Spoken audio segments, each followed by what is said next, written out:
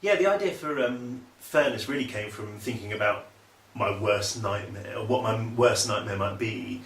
And I went through a number of options, but really my greatest fear was the thought of being locked up beneath the earth. And in any prison would be bad, but especially somewhere like Furnace, it was a mile beneath the ground. There really is no way out, and it's full of kind of blood-sucking freaks and horrible monsters in gas masks, and a warden who may be the devil. And yeah, that kind of pretty much sums up my worst nightmare. And so Furnace really grew from that beginning, that seed of this horrible place. But at the time, I was also watching a lot of these programs on television, like World's Worst Prison and Lockdown, all these kind of American prison shows, and just watching them and thinking, oh my God, these places really are hell on earth.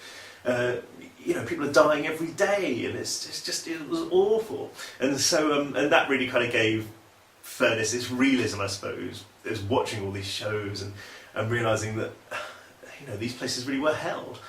And I guess the third thing was that this was quite a dark period in my own life. I was going through a really bad time, and so it wasn't just Alex. It didn't feel like Alex fighting for his life inside the prison. It was almost like me fighting for mine through him.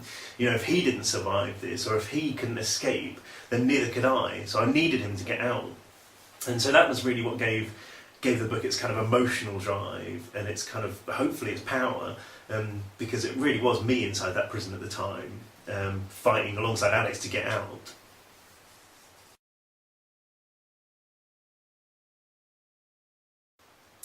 I didn't set out to write a violent book. Certainly not violence for the sake of violence. But, writing about a prison, it had to be violent. It couldn't be written any other way. Early on I thought, well, maybe I can make this for younger readers, and make Furnace more of a playground. But it just wasn't the book I wanted to write. I wanted it to be a fairly unflinching portrait of what life might be like behind bars. And although it's a kind of sci-fi horror book, I wanted Alex's time in prison to be as kind of emotionally realistic as possible. And violence is very much a part of prison life. It's a huge part of prison life. It's everywhere, and so the violence, it had to be a violent book by necessity. But it's never violent for the sake of being violent, and it never kind of glorifies violence. It shows really the horrific consequences of violence, and that's kind of what I wanted to do as well. But saying that, the violence really does drive the book forwards. Alex finds himself in a lot of fights and a lot of sort of horrible encounters, and those are what really drive the story forwards. They're what give it its energy, because he's fighting for his life, he's fighting for his freedom. It just gives that book its energy. I didn't set out to write a violent book, but there you go. It's a very violent book.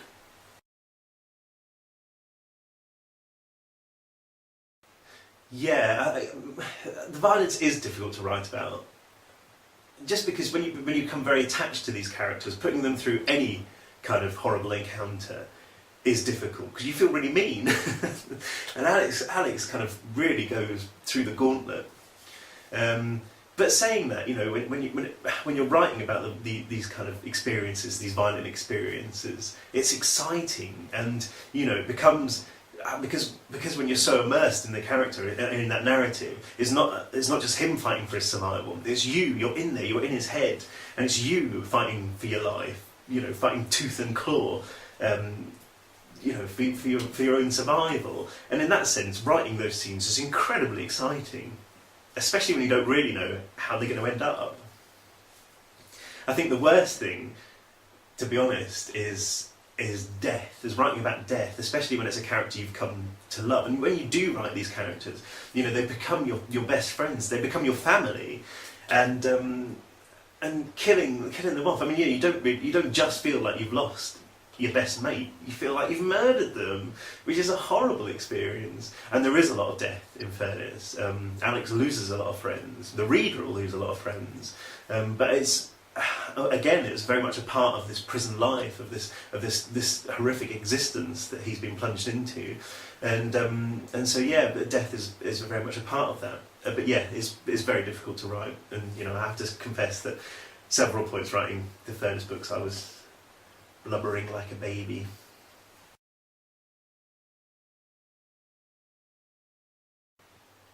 Yes, yes, I have. In fact, this tooth here is fake. It got knocked out once in a fight. I have to say, fighting is the most horrible experience in the world. Getting into a fight like that, I'd never, ever, ever want to go through it again. But I'm kind of glad in a way that it happened, because at least I feel like I can write about it with a little more authority than if I'd never been in a fight, ever.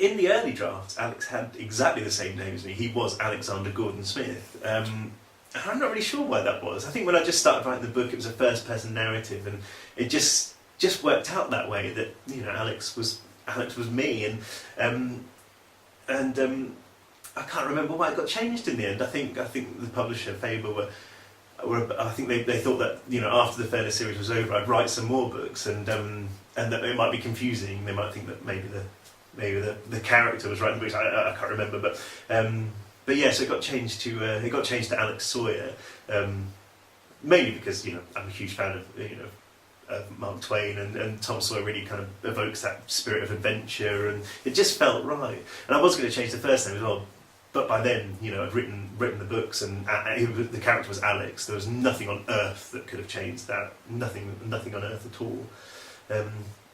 So yeah, Alex Sawyer used to be Alexander Gordon Smith.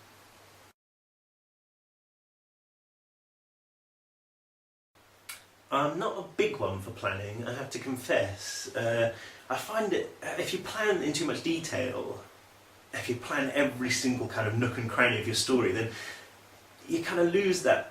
It loses its energy sometimes. It feels like it's a bit stilted. It feels more like a jigsaw puzzle that you've just put together from pieces. And especially a book where it's about a character who's been thrust into a prison. He doesn't know how he's going to get out. And when I started writing the books, I didn't know how he was going to get out. I had no idea how he was going to get out of this situation. And I think that really gives Alex's kind of thought processes a lot of realism. It makes it feel like he doesn't know his way out. Whereas if I planned it, I think there would have been something in the text that maybe made it feel like he always knew how he was going to get out, or he always knew he was going to get out, and it was just a matter of time before he got there, which really isn't the case with Furnace. So yeah, I mean, obviously I have a rough plan for the 5 books, because it would be craziness going into a series like this without some kind of semblance of a plan. But to be honest, I just like to go into it as a character and try and find my own way out. And the great thing about writing is that sometimes the characters do things that totally surprise you, that you never expected them to. So Alex might very well find a way out of Furnace that I had never thought of. Fingers crossed.